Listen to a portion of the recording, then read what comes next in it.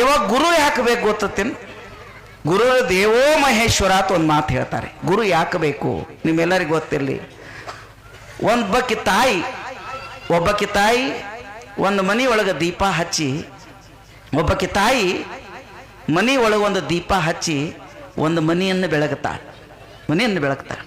ಆದರೆ ಒಬ್ಬ ಗುರು ಕೋಟಿ ಕೋಟಿ ಮಾನವರ ಮನುಷ್ಯನೊಳಗೆ ಜ್ಞಾನದ ದೀಪ ಹಚ್ಚಿ ಇಡೀ ಮನುಕುಲವನ್ನು ಬೆಳತಾನಲ್ಲ, ಅವನು ಸದ್ಗುರು ಅಂತ ಹೇಳ್ತಾರೆ. ಹೇಳ್ರವ, ಮನ್ಯಾಗ ದೀಪ ಹಚ್ಚಿ ಮನಿ ಬೆಳಗಾಕಿ ತಾಯಿ ಮನುಷ್ಯನೊಳಗ ಜ್ಞಾನದ ದೀಪ ಹೊಚ್ಚಿ ಅಜ್ಞಾನ ಕತ್ಲಿ ಕಳೆದ ಮನಸ್ಸಿನಾಗ ಜ್ಞಾನದ ದೀಪ ಹೊತ್ತಿಸಿ ಮನುಕುಲವನ್ನು ಧರ್ಮದಾರಿ ತೋರಿಸಿ ಮನುಕುಲವನ್ನು ಅವನು ಬೆಳಗುತ್ತಲ್ಲ, ಅದೇ ಜ್ಞಾನದ ಮಾತೆ ಅವನಿಗೆ ಸದ್ಗುರು ಅಂತ ಹೇಳ್ತಾರೆ. ಅವ್ವ, ಮನಿ ಎಷ್ಟು ದೊಡ್ಡದಿದ್ರು ಕೂಡ ಆ ಮನಿ ಬೆಳಗಲಿಕ್ಕೆ ಮನ್ಯಾಗ ಒಂದು ದೀಪ ಬೇಕೋ ಬೇಡ್ರವ? ಎಲ್ಲರೂ ಮನ್ಯಾಗ ಒಂದು ಎರಡು ವಸ್ತು, ನಮ್ಮ ಮಠ ಇರಲಿ ನಿಮ್ಮ ಮನೆ ಇರಲಿ, ಹೊತ್ತು ಮುಳುಗಿದ ಬಳಕ ಮನ್ಯಾಗಿನ ಕತ್ಲಿ ಹೊರಗೆ ಹಾಕಕ್ಕೆ ಒಂದು ದೀಪ ಬೇಕತ್ತ ಏನ್ರಿವ?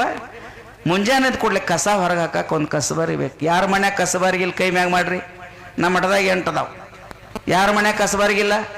ಕೂಲಿ ಮಾಡೋರು ಮನ್ಯಾಗ ಅದಾವ, ರಾಜ ಅವ್ರ ಮನ್ಯಾಗ ಅದಾವ. ಎಲ್ಲ ಕಸ ಹೊರಗೆ ಹಾಕಕ್ಕೆ ಒಂದು ಕಸಬಾರಿಗೆ.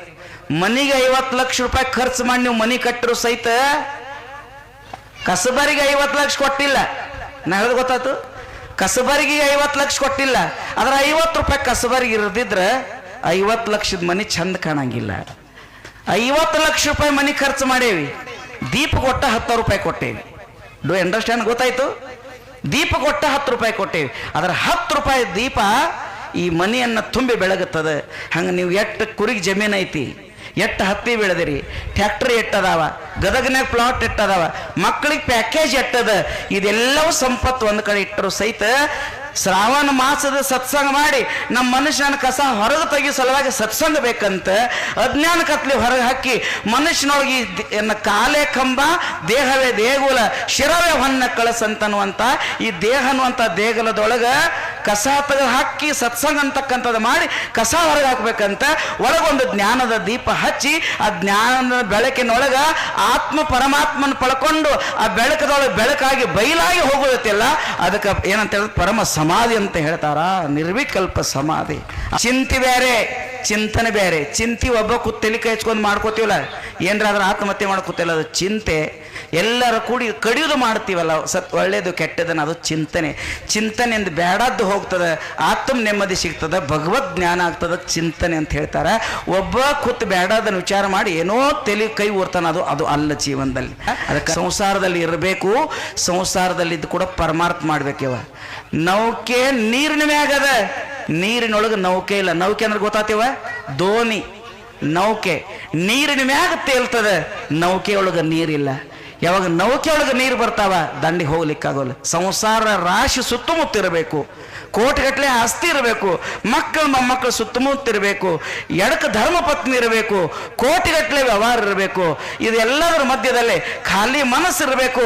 ಮನುಷ್ಯನಾಗ ಭಕ್ತಿ ಅಂತಕ್ಕಂಥದ್ದು ಭಗವಂತನ ಭಕ್ತಿ ನಾಮಸ್ಮರಣೆ ಇರಬೇಕು. ಈ ಜೀವನ ನೌಕೆ ಸಂಸಾರದೊಳಗೆ ಇದ್ದು ಇದ್ರ ಮ್ಯಾಗಿಂದ ತೇಲು ಒಂದಿನ ಭಗವಂತನ ಪಾದ ಸೇರಬೇಕಲ್ಲ, ಇದು ನಿಜವಾದ ಜೀವನ. ಒಂದೆರಡು ಉದಾಹರಣೆ ಕೊಡ್ತೀನಿ. ಒಂದೆರಡು ಉದಾಹರಣೆ. ಇವಾಗ ಚಿಕ್ಕು ಕಾಯಿ ನೋಡ್ರಿ, ಚಿಕ್ಕು ಕಾಯಿ ಒಳಗೆ ನಟ್ ನಡು 3 ಬೀಜ ಅದಾವ. ಹ್ಞೂ ಅಂದ್ರಲ್ಲೇ, ನಟ್ ನಡು 3 ಬೀಜ ಅದಾವ. ಹೌದಿಲ್ರಿ?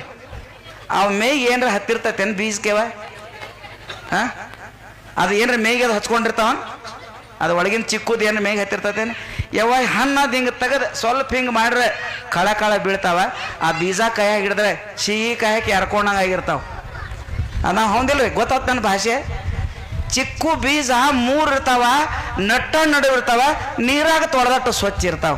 ಹಂಗೆ ಊರು ಹೊರಗೆ ಹೊಲ ಇರಲಿ, ಊರಾಗ ಮನೆ ಇರಲಿ, ಕಪಾಟದಾಗ ಪಾಸ್ಬುಕ್ ಇರಲಿ, 20 ಲಕ್ಷದ ಕೊಳ್ಳಾಗೆಲ್ಲ ಬಂಗಾರ ಇರಲಿ, ಗದಗದಾಗ ಮನೆ ಇರಲಿ, ಸುತ್ತಮುತ್ತ ಎಲ್ಲ ಇರಲಿ, ಚಿಕ್ಕು ಹಣ್ಣಿನಾಗ ಬೀಜ ಇದ್ದಂಗೆ ಸಂಸಾರ ಸುತ್ತಮುತ್ತ ಇದ್ದ ಅದು ಮೇಗೇನೋ ಹಚ್ಕೊಳ್ಳಾರ ಸ್ವಚ್ಛ ಬೀಜ ಅವಲ್ಲ, ಸಂಸಾರ ನಡುವಿದ್ದ ಚಿಕ್ಕು ಬೀಜನಂಗೆ ನಮ್ಮ ಮನ ಸ್ವಚ್ಛ ಇತ್ತಂದ್ರೆ ನೀವು ಮನೆಯಾಗಿದ್ರು ಸಹಿತ ಅದು ಕೈಲಾಸ. ಭಕ್ತಿ ಪರಮಾರ್ಥದೊಳಗೆ ಚಿಕ್ಕು ಬೀಜದಂಗಿರ್ಬೇಕಂತ, ಸಂಸಾರದೊಳಗೆ ಮಾವಿನ ಗೊಟ್ಟದಂಗಿರ್ಬೇಕು.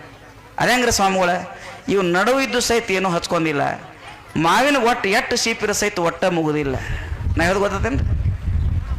ಗೊತ್ತಾತ್ರೆ? ನಡುವ ಇದ್ದರೂ ಸಹಿತ ಅದು ಒಟ್ಟ ಹಚ್ಕೊಂಡಿಲ್ಲ ಚಿಕ್ಕು ಬೀಜ. ಹಂಗೆ ಸಂಸಾರ ಮಾಡ್ರಿ.